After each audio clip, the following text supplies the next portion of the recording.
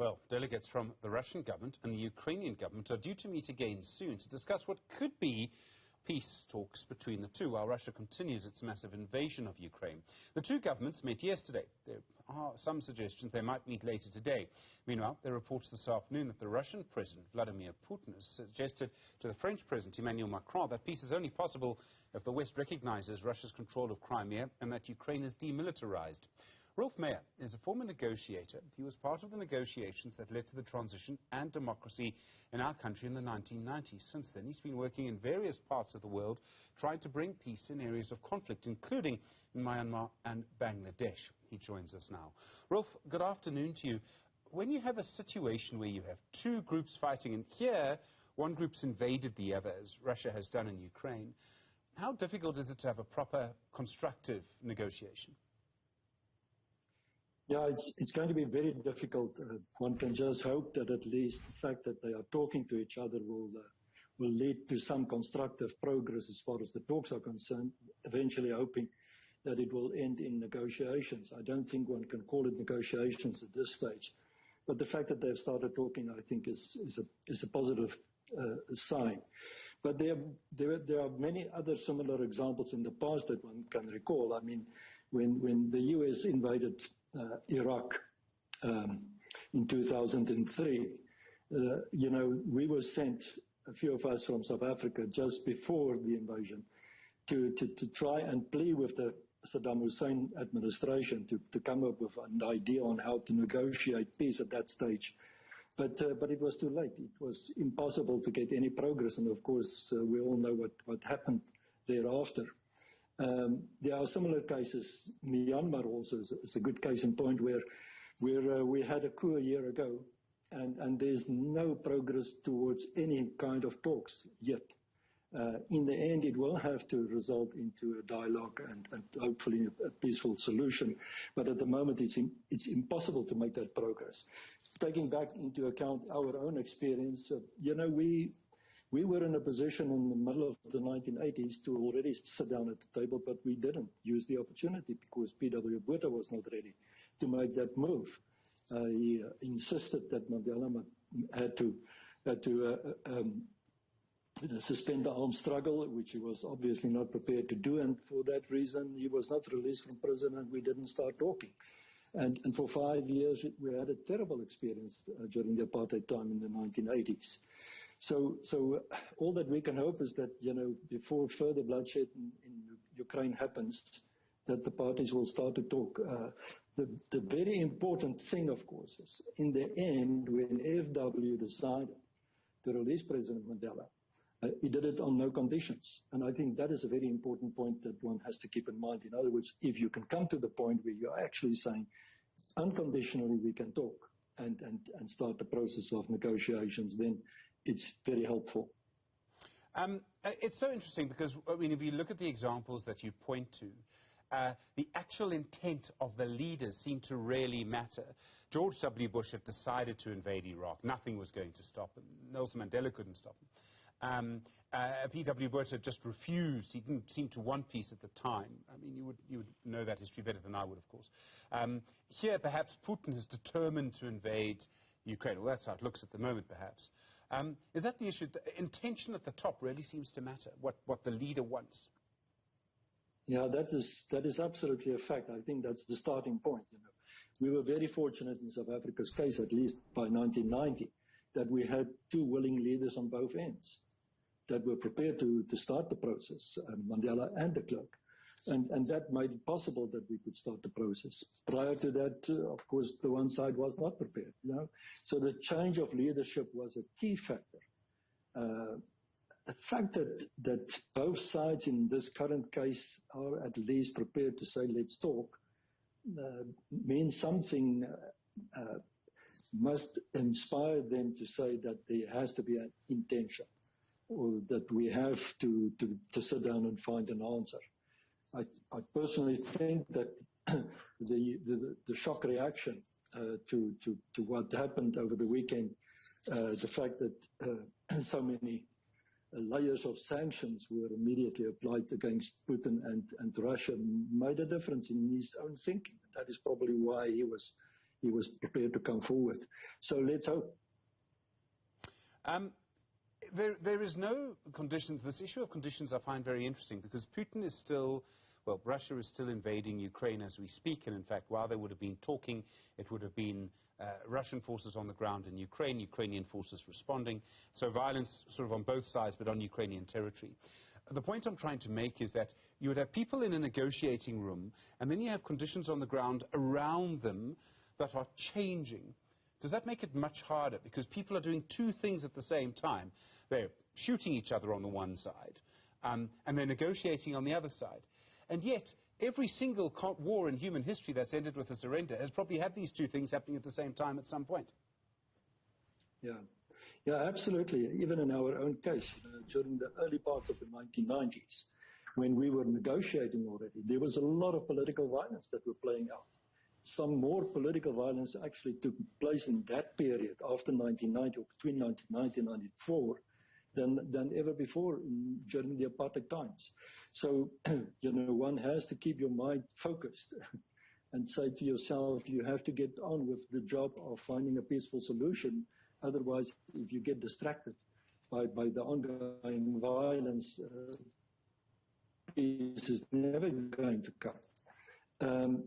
I have not all the knowledge available as far as Ukraine, Russia is concerned, but I think there is a basis upon which a settlement is possible, and that is the Minsk agreement that was led, or the negotiations about that was led by Angela Merkel some years ago, and her administration at the time. It's also called the Steinmeier Agreement. And my understanding is that if that agreement is actually being followed, then it might actually help to find the peaceful solution. But other experts that I've listened to on this subject indicate that, unfortunately, the Ukrainians, although they originally agreed to that agreement, had turned around on it in the meantime, and that is one of the frustrations that led to where I think we are currently. But the bottom line is, I hope Russia can be stopped with what they're busy doing, so that there can be a peaceful negotiations and the solution can be arrived on. And in my view, there is a solution possible in this case. I've heard a phrase this week that I hadn't heard before, that sometimes a conflict has to be ripe for resolution. And I think what that means is that certain elements have to be in place before you can actually get a resolution. I mean, would you agree with that? If you're going to have a successful negotiation, the conflict has to be ripe for resolution. There has to be certain things in place beforehand. I don't think it's possible to line up a set of criteria that will make it successful. Every circumstances or every situation creates opportunities. In our own case, we had the window of opportunity with the change of leadership, like we just said. And that helped us to reach a point where the set of circumstances, the stars were aligned, so to speak. But every single case or conflict had to be judged on the basis of its own circumstances, its own conditions prior to the start of the process of talks and so forth. I've seen it. After South Africa, we were invited straight to Northern Ireland at the time, talking about 1994 and onwards. And over a period of 10 years, I have seen the same thing playing out there. They reached an agreement in 1998, which was called the Good Friday Agreement. But that agreement was not fully implemented until about 2028. So for 10 years, they struggled to implement even that agreement. What it says is that circumstances differ, and one has to take everything into account. Every situation is unique. There's no prescription. And the point that you've made is absolutely correct. If the leadership on both sides are prepared to talk, are prepared to negotiate, then the potential is there to move forward. But like President Mandela always said, you talk with your enemy. You don't meet with your friends because they are on your side. And to move from a situation of where I guess the situation now is with regard to Russia and Ukraine, it's going to be very difficult. We can only hope that this plays out in the right direction, because Stephen, there are indications that it can actually go totally wrong, and it can lead to all that we can hope is that wisdom will prevail, because this is not only bad for Ukraine, and it's going to be bad for Russia as well, with all the sanctions being applied. But it will affect the rest of the region, Europe as a whole. It will affect us, even in Africa, with prices that will take a steep hike and things like that in various commodities that we require from there. So we can just hope that the worst will not come into effect. So if these negotiations continue, how important is it for the negotiators to be in touch with their principals, their leaders, on an almost minute-by-minute basis? I mean, there was a fascinating incident yesterday where the Russian ambassador to the United Nations was doing a live press conference in New York on live TV and took a phone call. I mean, literally, it's like me, answering my phone on live TV and stopping what I'm doing. I mean, that to me suggests that there's quite a tight line of communication in all of this from the Kremlin. I would imagine the same thing is happening in the negotiations, and the same thing is happening on the Ukrainian side too.